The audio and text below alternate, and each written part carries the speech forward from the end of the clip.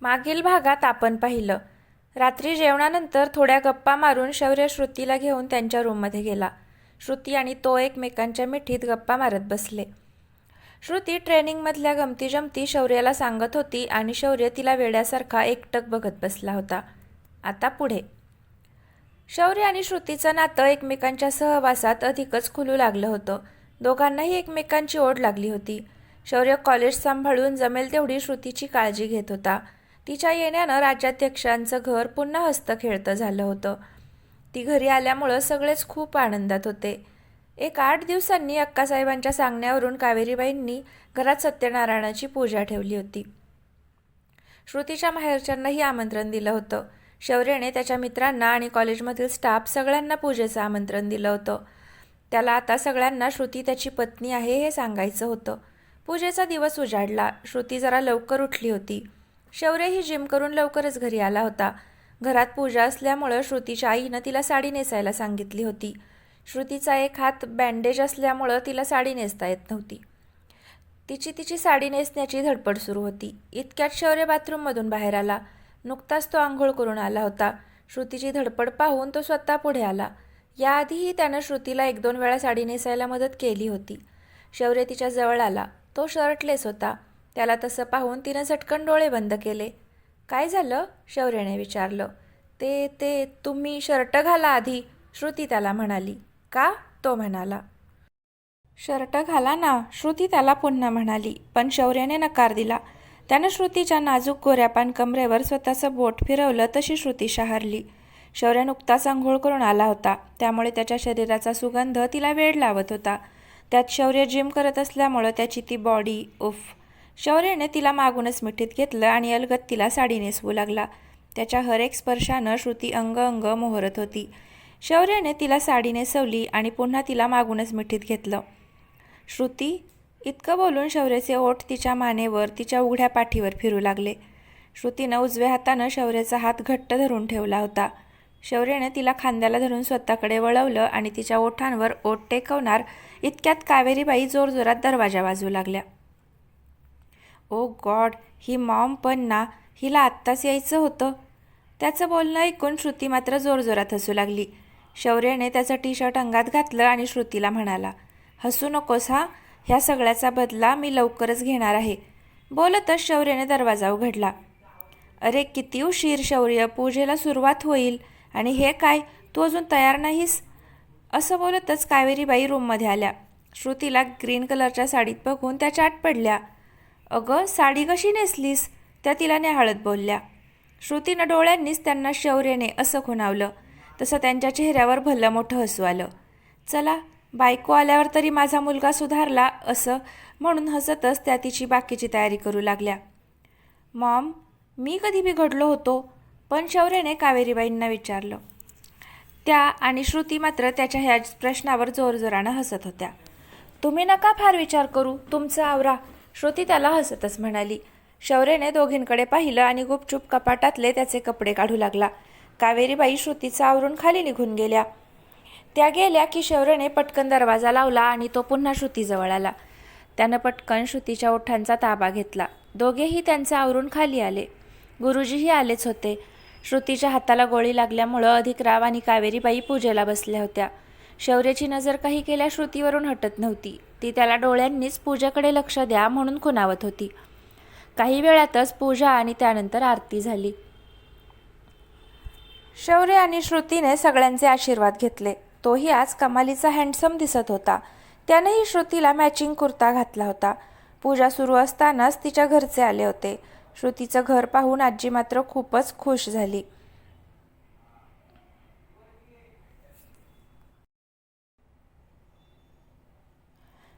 अरे वसंता, आपल्या बयानं नशीबच काढलंय म्हणायचं, वसंतराव त्यांच्या आईला म्हणाले. हो, तिच्या नशिबानं तिला हे सारं वैभव मिळालं आहे. त्याहीपेक्षा अतिशय गोड माणसं मिळाली आहेत. आज वसंतराव आणि कौसल्याबाईंना आपल्या लेकीच्या नशिबाचा हेवा वाटत होता. पूजा झाल्यावर सगळेच जेवायला बसले. श्रुतीच्या घरचे नकार देत होते. लेकीच्या घरी पाणीही पित नाहीत, वसंतराव म्हणाले. त्यावर शौर्य म्हणाला, बाबा, ह्या सगळ्या जुन्या परंपरा झाल्या. हो, आप्पासाहेब म्हणाले, आणि हा तर पूजेचा प्रसाद आहे, त्याला नकार देऊ नका. आप्पासाहेबांचा आग्रह त्यांना टाळता आला नाही, त्यामुळे ते सगळेच एकत्र जेवायला बसले. काही वेळानं शौर्याचे मित्रही आले. निखिलही आला होता. शौर्य श्रुतीची सगळ्यांशी ओळख करून देत होता. सगळ्यांना अभिमानानं PSI श्रुती शौर्य राजाध्यक्ष अशी तो श्रुतीची ओळख करून देत होता. त्याची अशी ओळख करून देण्यानं श्रुती मनोमन सुखावली होती. कॉलेजच्या जुन्या शिक्षकांनी श्रुतीला लगेच ओळखलं. हे कसं झालं ते सगळेच शौर्याला विचारू लागले. शौर्य हसतच सगळ्यांना म्हणाला, लंबी स्टोरी आहे आमची, फुरसतमध्ये सांगेन. निखिल आता शौर्याची सगळ्या मित्रांमध्ये खेचत होता. काय रे, घटस्फोट घेणार होतास ना, मग गाडी कशी काय घसरली पुन्हा तिथेच तुझी? शौर्याने हसतच केसामधून हात फिरवला. सगळे शौर्याच्या मागे लागले होते. शौर्याने थोडक्यात सगळ्यांना श्रुती आणि त्याच्या नात्याविषयी सांगितलं आणि तो कसा श्रुतीच्या प्रेमात पडला तेही त्याने सांगितलं. म्हणजे आमचा पत्ता कट का? निखिल म्हणाला. तू तिच्याकडे पाहिलंस ना तर डोळे काढून हातात देईन, शौर्य निखिलला म्हणाला. निखिल मात्र खळखळून हसला. चिल यार, मस्ती करत होतो. तसंही आता मीही लग्नबंधनात अडकतोय. त्यानंही त्याच्या होणाऱ्या बायकोचा फोटो सगळ्यांना दाखवला आणि सगळ्यांना लग्नाचं आमंत्रणही दिलं. प्रसादही त्याच्या बायकोला घेऊन आला होता आणि महत्त्वाचं आपला पक्या, आष्ट्या, मन्या, थोडक्यात श्रुतीचं मित्रमंडळ आलं होतं. श्रुतीनेच त्या सगळ्यांना बोलावलं होतं. पक्याला पाहून शौर्याला त्या रात्रीचा सीन आठवला. श्रुतीनं शौर्यासोबत सगळ्यांची ओळख करून दिली. सगळेजण पूजेचा प्रसाद ग्रहण करून शौर्य आणि श्रुतीला नवीन आयुष्यासाठी शुभेच्छा देऊन निघून गेले. निघताना वसंतरावांचे डोळे मात्र भरून आले होते. वसंता, आप्पासाहेबांनी हाक मारली. वसंतराव त्यांच्याजवळ गेले. काळजी नको करूस, आता तुझी लेक खूप सुखात असेल आणि जेव्हा कधी लेकीला भेटावंसं वाटेल तेव्हा निसंकोचपणे तिला भेटायला येत जा. वसंतरावांनी होकारार्थी मान हलवली. पण कितीही केलं तरी बापाचं काळीज होतं ते. लेकीच्या सुखासाठी ते तळमळत असतंच. मिथिलेशराव आणि जानकीबाई जरा उशिराच आल्या होत्या. वसंतराव निघाले होते पण मिथिलेशरावांनी त्यांना पुन्हा थांबवून घेतलं आणि शौर्य आणि श्रुतीने मिथिलेशराव आणि जानकीबाईंचा आशीर्वाद घेतला. चित्रा मात्र आली नव्हती. त्या दिवसानंतर तिने अनेकदा शौर्याला भेटायचा प्रयत्न केला होता पण शौर्य तिच्याशी एक शब्दही बोलला नव्हता. पूजा अगदी सुखासमाधानात पार पडली होती. श्रुती खूपच दमली होती, त्यामुळे तिला पडल्या पडल्या झोप लागली. शौर्यही चेंज करून तिच्या बाजूला झोपी गेला. दुसऱ्या दिवशी सकाळी अलार्मच्या आवाजानं श्रुतीला जाग आली. ती इकडे तिकडे पाहू लागली. मी तर अलार्म लावला नाही, मग आवाज कुठून येतोय? शौर्य मात्र कालच्या धावपळीनं दमला होता. तिनं शौर्याकडे झुकून हसतच त्याचा मोबाईल घेतला आणि अलार्म बंद केला. श्रुतीने शौर्याच्या केसातून हात फिरवला. शौर्याच्या चेहऱ्यावर हलकं हसू उमटलं. त्यानं श्रुतीचा हात हातात घेतला आणि त्यावर ओठ टेकवले. तिचा हात हातात धरून तो पुन्हा झोपला. शौर्य, उठा आता, श्रुती शौर्याला हाका मारू लागली. प्लीज थोडा वेळ झोपू दे ना. शौर्य डोळे मिटूनच तिच्याशी बोलत होता. आज जिमला नाही जायचं का? श्रुती त्याला म्हणाली. नाही, आज नाही, दमलोय, प्लीज आजचा दिवस. बोलतच शौर्याने श्रुतीला मिठीत घेतलं आणि तिच्या मानेवर अलगद ओठ टेकवले आणि पुन्हा झोपला. साधारण 7:30 वाजता शौर्याला जाग आली, पण श्रुती बाजूला नव्हती. त्यानं इकडे तिकडे पाहिलं तर श्रुती त्याला बाल्कनीत दिसली. शौर्य उठला आणि बाल्कनीत गेला. त्याची चाहूल लागताच श्रुतीने मागे वळून बघितलं आणि त्याच्याकडे पाहून हलकेच हसली. शौर्याने तिला लगेचच मिठीत घेतलं. श्रुती, गेले कित्येक दिवस मी ह्या क्षणाची वाट पाहत होतो. तुला असं निवांत मिठीत घेऊन तुझ्या सहवासात स्वतःला विसरून जावंसं वाटतं. Shruti, I love you. बोलताच शौर्याने तिच्या भोवती मिठी घट्ट केली. श्रुतीही त्याच्या मिठीत विसावली. शौर्य आणि श्रुती एकमेकांना समजून घेत होते. शौर्य तिची पुरेपूर काळजी घेत होता. दोघेही एकमेकांवर जीवापाड प्रेम करू लागले होते. आज शौर्य श्रुतीला पुन्हा हॉस्पिटलला घेऊन गेला होता. तिच्या हाताचं बँडेज काढलं होतं. हळूहळू हाताची हालचाल करायला डॉक्टरांनी सांगितलं होतं. दोघेही घरी येण्याआधी श्रुतीच्या घरी गेले. बरेच दिवस श्रुती ही घरच्यांना भेटली होती. दोघांना एकत्र बघून वसंतरावांना आनंद झाला. दुपारची वेळ असल्यामुळं तिच्या घरच्यांनी दोघांनाही जेवणाचा आग्रह केला. दोघेही जेवले. शौर्य नको म्हणत असतानाही श्रुती त्याला जबरदस्ती तिची बुलेट घेऊन तिच्या मित्रमंडळींना भेटायला गेली. शौर्याचीही आता सगळ्यांसोबत छान मैत्री झाली होती. सगळे गरीब असले तरी जेवायला जीव देणारे होते. संध्याकाळी दोघेही तिच्या आईबाबांचा निरोप घेऊन घरी आले. आज श्रुतीला सुखात बघून वसंतराव खूप समाधानी झाले होते. एका बापाला अजून काय हवं असतं. शौर्याने 2-3 दिवसांची सुट्टी टाकली होती. तेवढाच वेळ त्याला श्रुतीसोबत घालवता येणार होता, कारण 8 दिवसांनी श्रुतीलाही तिची ड्युटी जॉईन करायची होती. दोघेही फ्रेश होऊन खाली आले. श्रुती आप्पासाहेबांच्या रूममध्ये त्यांना भेटायला गेली. शौर्यही त्याचं काम उरकून निघून गेला. रात्रीची जेवणं उरकली. शौर्य उगाचच खाली रेंगाळत होता. तो श्रुतीवर रूममध्ये जाण्याची वाट पाहत होता. मुद्दाम त्याच्या मित्रांना फोन करून गप्पा मारत बसला. श्रुती त्याची वाट पाहून वर रूममध्ये निघून गेली. रूमचा दरवाजा उघडून श्रुती आत आली तर रूममध्ये सगळीकडे कॅन्डल्स पेटवलेल्या होत्या. बेड छान फुलांनी सजवला होता. श्रुती बेडजवळ आली तर तिथे तिला एक गिफ्ट बॉक्स दिसलं. तिने ते ओपन केलं. त्यातला ड्रेस पाहून ती खूप खुश झाली. ती समजून गेली हे शौर्याचंच काम असणार. ती लगेच बाथरूममध्ये गेली आणि ड्रेस घालून बाहेर आली. ब्लॅक कलरचा शॉर्ट स्लीवलेस वन पीस होता तो. त्यात श्रुती कमालीची सुंदर दिसत होती. कानात छोटे डायमंडचे, गळ्यात छोटंसं डायमंडचं मंगळसूत्र आणि नेहमीप्रमाणे मेकअपचा लवलेशही नाही. मुळातच श्रुती गोरी असल्यामुळं तिच्यावर तो ड्रेस खुलून दिसत होता. शौर्यही बेडरूममध्ये आला. त्यानं ब्लॅक पॅन्ट आणि ब्लॅक शर्ट घातलं. तोही जबरदस्त हँडसम दिसत होता. शौर्य श्रुतीजवळ आला. त्यानं तिला अलगद स्वतःकडे खेचून घेतलं आणि मोबाईलवर सॉफ्ट म्युझिक लावलं. दोघी एकमेकांच्या डोळ्यात बघत हळुवारपणे डान्स करत होते. इतक्यात गाणं सुरू झालं. मैं तैनू समझावा की ना तेरे बिन लगदा जी, तू की जाने प्यार मेरा, मैं करूँ इंतजार तेरा, तू दिल तू यो जान मेरी. गाणं सुरू होतं. शौर्य खाली एका गुडघ्यावर बसला. श्रुतीला त्यानं त्याच्या मांडीवर बसवलं. खिशातून हार्ट शेप अंगठी काढली आणि श्रुतीच्या बोटात घातली. I love you Shruti. श्रुतीनं त्याच्याकडे पाहून हलकंसं स्मित केलं. तिच्या डोळ्यात पाणी आलं होतं. ती उठली आणि तिनं शौर्य हात धरून त्याला उठवलं आणि त्याला बिलगली. शौर्याने श्रुतीला अजूनच घट्ट मिठीत घेतलं. आता शौर्याचे ओठ श्रुतीच्या मानेवर फिरू लागले. 2 जीव मिलनासाठी आतुर झाले होते. शौर्य अधिकाधिक श्रुतीला त्याच्या मिठीत कुरवाळत होता. क्षणात त्याने तिचा लालबुंद ओठांचा ताबा घेतला. तिचे हात त्याच्या केसात फिरू लागले. तीही त्याला प्रतिसाद देत होती. शौर्याने तिला बेडवर उचलून झोपवलं. तिच्या पायांवर त्याने त्याचे ओठ टेकवले. हळूहळू शौर्याचे हात तिच्या सर्वांगावर फिरू लागले. शौर्य त्याच्या प्रेमाचा वर्षाव श्रुतीवर करू लागला. श्रुतीही त्याला पूर्ण प्रतिसाद देत होती. काही क्षणातच कपड्यांचा अडथळा दूर झाला आणि शौर्य आणि श्रुती मिलनाच्या त्या परिपूर्ण शिखरावर पोहोचले होते. इतक्या दिवसांच्या विरहानंतर आज 2 जीव एक झाले होते. शौर्याने श्रुतीला मिठी तोडून घेतलं. श्रुतीही त्याच्या छातीवर डोकं ठेवून त्याच्या मिठीत विसावली. प्रणयाच्या धुंदीत बेभान होऊन दोघेही रात्रभर एकमेकांना सुखावत होते. पहाटे दोघेही एकमेकांच्या मिठीत झोपी गेले. सकाळी श्रुतीला जाग आली तर शौर्याचा एक हात तिच्या अंगावर होता आणि तो शर्टलेस पालथा झोपला होता. श्रुती उठली. तिनं त्याचा हात बाजूला सारला. त्याच्या केसातून हात फिरवला आणि फ्रेश व्हायला बाथरूममध्ये गेली.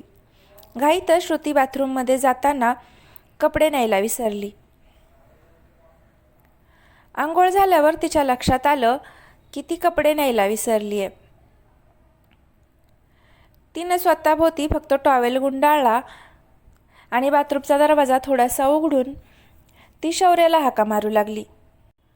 तिने शौर्याच्या केसात हात फिरवला. तेव्हाच त्याला जाग आली होती. शौर्याने तिला बेडवरूनच काय म्हणून विचारलं. शौर्य प्लीज, मी कपडे घ्यायला विसरले आहे, तेवढे द्या ना. श्रुती त्याला विनंती करू लागली. शौर्यही उठून कपाटाजवळ गेला आणि तिचे कपडे शोधू लागला. तोच त्याला मस्ती सुचली. तो बाथरूमजवळ आला आणि श्रुतीला कपडे घे म्हणाला. श्रुतीने एक हात बाथरूमच्या दरवाजातून कपडे घेण्यासाठी बाहेर काढला. तोच हात धरून शौर्याने तिला बाथरूमच्या बाहेर ओढलं. ती बेसावध होती, त्यामुळे ती लगेच बाहेर खेचली गेली आणि शौर्याच्या भारदस्त छातीवर आदळली. शौर्य, सोडा ना. श्रुती त्याच्या विनवण्या करू लागली, पण शौर्य ऐकायला तयार नव्हता. तो तिला उचलून घेऊन बेडवर गेला. श्रुती नुकतीच आंघोळ करून आली होती, त्यामुळे तिच्या शरीराचा सुगंध त्याला वेड लावत होता. शौर्याने श्रुतीच्या ओठांचा ताबा घेतला. दोघांचेही श्वास फुलले होते. श्रुती उसासे टाकत होती. काही क्षणातच टॉवेलचा अडथळा दूर झाला आणि शौर्य आणि श्रुती एकरूप झाले. शौर्य तिला अजिबात सोडायला तयार नव्हता. बराच वेळ दोघेही एकमेकांच्या मिठीत विसावले होते. शेवटी श्रुती त्याच्या तावडीतून निसटून पुन्हा बाथरूममध्ये पळाली. ह्यावेळेस जाताना कपडे न्यायला विसरली नाही. शौर्यही हसतच उठला. दोघंही त्यांचा आवरून खाली नाश्ता करायला आले. आज दोघांच्याही चेहऱ्यावर एक वेगळंच तेज होतं. दोघांचे चेहरे पाहून सगळे काय समजायचं ते समजून गेले. दोघांच्याही संसाराला नव्यानं सुरुवात झाली होती. श्रुती आणि शौर्याला लांब बाहेर कुठे जाता येणार नव्हतं. श्रुती आत्ताशी कुठे ठीक झाली होती. त्यामुळे त्यानं आज जवळपास फिरायला जायचा प्लॅन केला. आधी शॉपिंग, मग मूव्ही आणि रात्री बाहेरच डिनर करून घरी यायचं असं त्यानं ठरवलं आणि कावेरीबाईंना सांगून तो श्रुतीला घेऊन बाहेर गेला. आधी दोघांनी खूप शॉपिंग केली. नंतर थोडासा नाश्ता करून दोघेही श्रुतीच्या आवडीचा मूव्ही बघायला गेले. मूव्ही बघताना शौर्य फक्त श्रुतीला बघत होता. तिचं लक्ष शौर्याकडे जायचं आणि ती त्याची मान हसतच दुसरीकडे करायची. पण शौर्य पुन्हा श्रुतीला जवळ ओढून घेत होता आणि तिलाच तो जास्त बघत होता. दोघेही मूव्ही बघून बाहेरच रेस्टॉरंटमध्ये जेवले. त्यानंतर श्रुतीच्या आवडीचं आईस्क्रीम त्यानं घेतलं. श्रुतीने शौर्याला जबरदस्ती तिच्यातलं आईस्क्रीम खाऊ घातलं. त्यानंतर दोघेही शांत समुद्रकिनारी गेले. हातात हात घेऊन दोघेही पाण्यात चालले आणि पुन्हा येऊन तिथेच बाजूला बसले. श्रुती खाली बसायला गेली तर शौर्याने तिच्या हाताला धरून स्वतःकडे खेचलं. तशी श्रुती त्याच्या मांडीवर बसली. तिनेही तिचे हात शौर्याच्या गळ्यात गुंफले आणि शौर्याने तिच्या कमरेला त्याच्या हाताचा विळखा घातला. शौर्याने तिच्या डोक्याला डोकं लावलं. दोघेही प्रेमानं एकमेकांच्या डोळ्यात बघत होते. श्रुती, शौर्याने तिला हाक मारली. श्रुती म्हणाली. श्रुती, माझा खूप राग आला असेल ना तेव्हा? तुझी चिडचिड होत असेल ना तेव्हा? आधी नाही काही वाटायचं, श्रुती म्हणाली. पण जेव्हा चित्रा पुन्हा आली तेव्हाचं तुमचं वागणं नाही आवडायचं मला. शौर्य, मी मनापासून तुमच्यावर प्रेम करू लागले होते तेव्हा. तुमची काळजी घेणं, जवळ असणं, सगळं काही. बाबा जसा माझी काळजी घ्यायचा तसंच तुम्ही रागात का होईना पण माझी काळजी घ्यायचा. माझ्या नसण्याचा तुम्हाला फरक पडायचा. बाबाही आईची अशीच काळजी घेतो. तुमचं जवळ असणं, तुम्ही केलेला पहिला किस, माझ्या प्रत्येक गोष्टीवर तुमची नजर असायची. तुमचा माझ्यावर हक्क गाजवणं, बस तुम्ही माझे आहात हे फील व्हायचं मला. नवरा बायकोचं नातं होतं आपलं, जरी आपल्यात अंतर असलं तरीही. पण चित्रा आल्यानंतर तुम्ही तिच्यात गुंतत चालला होता आणि तुमचा ॲक्सिडेंट झाला. तेव्हा कपाटात डिवोर्स पेपर मिळाले.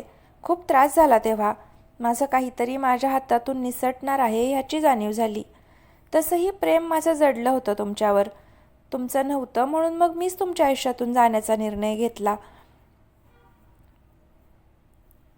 नवरा बायकोचं नातं दोघांनी मिळून निभवायचं असतं असं आई नेहमीच सांगायची. पण जे नातं तुम्हाला मनापासून नको होतं त्यात पुढे जाण्यात काहीच अर्थ नव्हता. म्हणून मग मी डिवोर्स पेपर्सवर सह्या केल्या आणि तुम्हाला मोकळं करण्याचा निर्णय घेतला.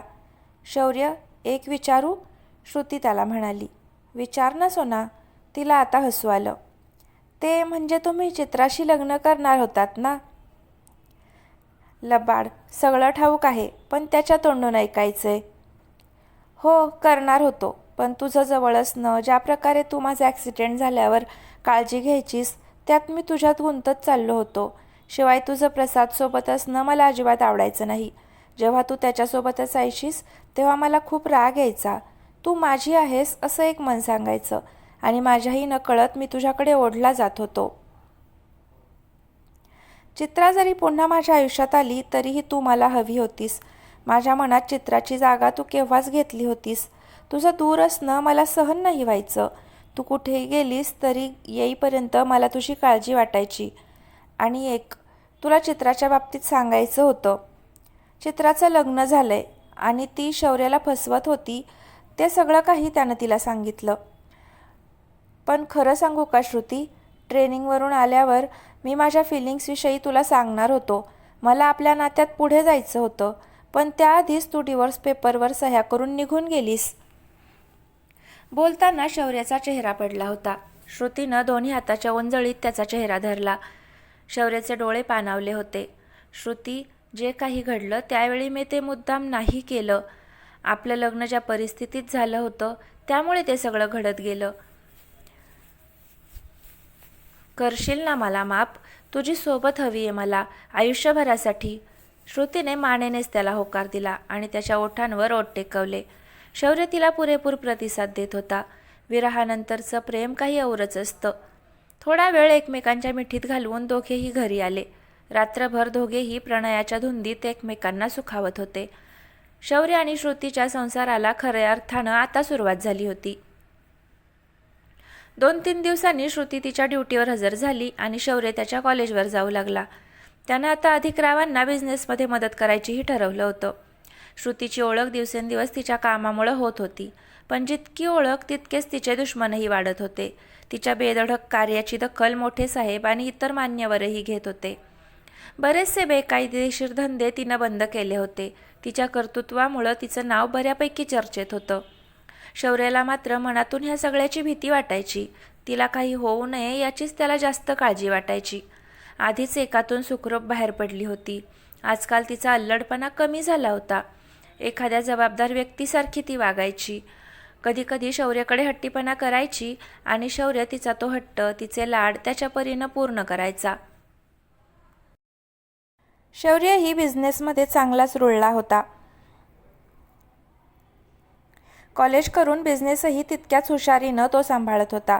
अधिकराव आणि मिथिलेशराव त्याला सगळ्या बाजूने मदत करत होते. आज श्रुतीची तब्येत जरा ठीक नव्हती, त्यामुळे ती साधारण 4च्या दरम्यान घरी आली तर घरातून हसण्याचा आवाज तिच्या कानी पडला. तिनं बेल मारली. रमाईनं दरवाजा उघडला. काय ग, आज इतक्या जोरात हसायला काय झालं? श्रुतीने रमाईला विचारलं. मी कुठे? रमाई रागातच श्रुतीला म्हणाली. ती बया आली या नव? श्रुतीला काही कळेना म्हणून ती शूज काढून पुढे आली तर समोर चित्रा, शौर्य आणि अधिकराव बसलेले तिला दिसले. तिनं चित्राकडे न पाहिल्यासारखं करून शौर्याकडे फक्त एक कटाक्ष टाकला आणि जिना चढून वर त्यांच्या रूममध्ये निघून गेली. मी आलोच म्हणून शौर्यही तिच्या मागे मागे गेला तर श्रुती रूममध्ये त्याला दिसली नाही. बाथरूममधून पाण्याचा आवाज आला, त्यामुळे तो तिथे सोफ्यावर तिची वाट बघत बसला. थोड्या वेळात श्रुती बाहेर आली, पण आता तिनं शौर्याकडे एक नजरही पाहिलं नाही. शौर्याच्या लक्षात आलं तिचं वागणं. ती काहीही न बोलता खिडकीजवळ जाऊन उभी राहिली आणि उजव्या बोटाची नखं कुरतडत बाहेर बघत होती. त्यानं लगेच श्रुतीजवळ जाऊन मागून तिला मिठी मारली. सोना, काय झालं? शौर्याने तिच्या मानेवर अलगद ओठ टेकवले. ती काय करतीये इथे? श्रुती रागातच त्याला म्हणाली. अच्छा, म्हणून मॅडमचा चेहरा पडलाय. अगं, ती मिथिलेश काकांची मुलगी आहे. नाही म्हटलं तरी आपली बिझनेस पार्टनर आहे. त्यामुळे शौर्य बोलत होता तरी श्रुती त्याला रागातच बघत होती. सोना, विश्वास नाही आहे का माझ्यावर? शौर्य तिला अजूनच घट्ट मिठीत घेत म्हणाला. तुमच्यावर आहे पण तिच्यावर नाही. श्रुती बारीक चेहरा करून त्याला म्हणाली. शौर्याने तिला स्वतःकडे वळवलं. श्रुती, विश्वास ठेव. हा शौर्य शेवटच्या श्वासापर्यंत फक्त आणि फक्त त्याच्या श्रुतीचा आहे. असं बोलून शौर्याने तिच्या लालचुटूक ओठांचा ताबा घेतला. दोघांचेही श्वास जड झाले होते. श्रुती पटकन त्याच्या मिठीत शिरली. शौर्यानेही तिला घट्ट मिठीत घेतलं. बरं, आज माझी बायको लवकर कशी घरी आली? त्यानं बोलत बोलतच तिला उचलून बेडवर ठेवलं. ते थोडं तब्येत ठीक वाटत नव्हती म्हणून, श्रुतीने त्याच्या मिठीत शिरत उत्तर दिलं. चेहरा का सुकल्यासारखा वाटतोय? शौर्यानं तिला विचारलं. जेवली नाही का? नाही, श्रुती म्हणाली. आज जेवायची इच्छा नव्हती. शौर्याने पटकन खाली फोन केला आणि रमाईला एक ग्लास ज्यूस आणायला सांगितला. श्रुती, फार विचार करू नकोस, शौर्य तिला म्हणाला. शौर्य, ती बिझनेस पार्टनर आहे मान्य आहे, पण ती घरी का? जे काही काम असेल ते ऑफिसमध्ये करत जा. मला नाही आवडणार ती इथे आलेली आणि तुम्हीही तिच्याशी कामापुरतं बोलायचं. इतक्यात रमाई ज्यूस घेऊन आली. दरवाजा वाजला म्हणून शौर्य उठला आणि त्यानं रमाईच्या हातून ज्यूसचा ट्रे घेतला. त्यानं श्रुतीला ज्यूस प्यायला लावला आणि पुन्हा तिला जवळ घेऊन बसला. बरं, आज बाहेर जाऊया, शौर्य तिला म्हणाला. खूप दिवस झाले बाहेर नाही गेलो, मूव्ही पण नाही बघितला. श्रुतीनेही त्याला मिठी मारत लहान मुलासारखी होकारार्थी मान हलवली. शौर्य पटकन फ्रेश झाला. त्यानं ब्लॅक शर्ट आणि जीन्स घातली आणि श्रुतीला आवरायला सांगून तो खाली निघून गेला. थोड्याच वेळात श्रुती खाली आली. सगळे तिला फक्त आणि फक्त पाहत होते. श्रुती खरंच खूप सुंदर दिसत होती. तिनं ब्लॅक कलरची नेटेड साडी नेसली होती. स्लीवलेस ब्लाऊज, एका हातात वॉच, एका हातात ब्रेसलेट, गळ्यात शौर्याच्या नावाचं डायमंडचं मंगळसूत्र, कानात नाजूक खड्याचं. नेहमीप्रमाणे मेकअप नाहीच, शिवाय केसांचा नेहमीप्रमाणे बॉयकट होता, पण त्यातही ती जबरदस्त दिसत होती. शौर्य फक्त वेड्यासारखा तिला पाहत होता, पण चित्रा मात्र तिला रागातच मनात धुसफुसत होती. तिच्या मूर्खपणामुळे शौर्य तिच्या हातातून गेला होता. काजोल, आप्पासाहेबांनी मुद्दामहून तिला त्या नावानं हाक मारली. ते ऐकून तर चित्राचा अजूनच जळफळाट झाला. आमच्या लेकराची दृष्ट काढा कुणीतरी, उगचच नको त्यांची नजर नको लागायला. आप्पासाहेबांनी चित्राकडे बघत तिला टोमणा मारला आणि श्रुतीच्या डोक्यावरून हात फिरवला. मॉम, आम्ही दोघेही आज बाहेरच जेवून येऊ. खूप दिवस झाले बाहेर गेलो नाही ना, शौर्याने कावेरीबाईंना सांगितलं. तशा त्या पुढे आल्या आणि श्रुतीच्या कानामागं टीट लावत हसतच त्या हो म्हणाल्या. शौर्य आणि श्रुती दोघेही घरातल्यांना सांगून बाहेर पडले, पण चित्रा मात्र भयानक चिडली होती. चेहऱ्यावर उसनं हसू आणून तिनं घरातल्या सगळ्यांचा निरोप घेतला आणि तीही घराबाहेर पडली. तिनं स्वतःची गाडी स्टार्ट केली आणि मनातल्या मनात श्रुतीला शिव्या घालत होती. काय जादू केली आहे हिनं सर्वांवर. शौर्य आणि त्याच्या घरातले फक्त आणि फक्त श्रुती श्रुती करत होते. रागातच तिनं स्टेअरिंगवर हात मारला. अजून थोडे दिवस, एक दिवस शौर्य तू स्वतः माझ्या मिठीत असशील, ती खुनशी हसत म्हणाली. इतक्यात तिचा फोन वाजला. फोनवरचं नाव पाहून तिचं डोकं अजूनच सटकलं. शौर्य आणि श्रुती ठरल्याप्रमाणे आधी मूव्ही पाहायला गेले. मूव्हीनंतर दोघेही एका छानशा रेस्टॉरंटमध्ये जेवायला गेले. श्रुतीसाठी काहीही करायला शौर्य नेहमीच तयार असायचा. जेवून झाल्यावर दोघेही निघणार इतक्यात तिचा फोन वाजू लागला. म्हणून श्रुती फोनवर बोलत बोलतच रेस्टॉरंटच्या बाहेर आली. शौर्य मागे बिल पे करण्यासाठी थांबला होता. इतक्यात एक कार स्पीडमध्ये श्रुतीच्या जवळ आली. श्रुती फोनवर बोलण्यात बिझी होती, तिचं लक्षच नव्हतं. पण शौर्यने ते पाहिलं आणि धावतच तो पुढे आला आणि त्यानं तिच्या हाताला धरून तिला बाजूला खेचलं. तिच्या हातातून फोन खाली पडला, पण श्रुती शौर्याच्या मिठीत सुरक्षित होती. गाडीचा नंबर पाहून शौर्य मात्र भलताच चिडला. तू ठीक आहेस ना, त्यानं श्रुतीला विचारलं. हो, मी ठीक आहे. ती अशी कशी वागू शकते? शौर्य गाडी गेली त्या दिशेला बघत म्हणाला. का नाही, श्रुती त्याला म्हणाली. म्हणजे तुला माहीत आहे? हो, श्रुती म्हणाली. आपण घरातून निघाल्यापासून ती आपला पाठलाग करतीये. श्रुतीच्या पोलिशी नजरेतून ती गोष्ट निसटू शकत नाही याचा अंदाज अजून चित्राला नव्हता. शौर्य मात्र चांगलाच चिडला होता. त्यानं रागातच पार्किंगमधून गाडी आणली आणि दोघेही घरी जायला निघाले. त्याचा मूड खराब झालाय हे श्रुतीला कळलं होतं. आता ती शौर्याकडे आईस्क्रीमचा हट्ट करू लागली, पण शौर्यने तिला नकार दिला. सरळ घरी जाऊ, तो तिला म्हणाला. त्याच्या नकारानं श्रुती मात्र तोंड फुगवून बसली. श्रुती, प्लीज आज नको ना. पण श्रुती त्याला काहीच बोलली नाही. ती फक्त रागातच गाडीच्या काचेतून बाहेर बघत होती. शेवटी एक दीर्घ श्वास घेऊन शौर्याने गाडी आईस्क्रीम पार्लरजवळ थांबवली आणि श्रुतीच्या आवडीचा आईस्क्रीम घेऊन आला. तेव्हा कुठे मॅडमच्या चेहऱ्यावर हसू उमललं. नेहमीप्रमाणे तिनं जबरदस्ती त्याला आईस्क्रीम खाऊ घातलं. दोघेही घरी आले. फ्रेश होऊन एकमेकांच्या मिठीत विसावले, पण झालेला प्रकार काही केल्या शौर्याच्या डोक्यातून जात नव्हता. श्रुतीने त्याचा चेहरा स्वतःकडे वळवला. प्लीज नका ना विचार करू तिचा. तिनं जे केलंय त्यासाठी मी तिला सोडणार नाही, शौर्य रागातच बोलत होता. पण श्रुतीनं त्याला जबरदस्ती शांत झोपायला लावलं. पण ह्या गोष्टीचा उद्याच्या उद्या सोक्षमोक्ष लावायचा असं शौर्याने मनोमन ठरवलं होतं. आणि श्रुतीला मिठीत घेऊन तो झोपी गेला. तर फ्रेंड्स, आजचा भाग कसा वाटला नक्की कमेंट करून सांगा. जर आवडला तर लाईक करा आणि पुढचे भाग पाहण्यासाठी चॅनलला आत्ताच सबस्क्राईब नक्की करा. धन्यवाद.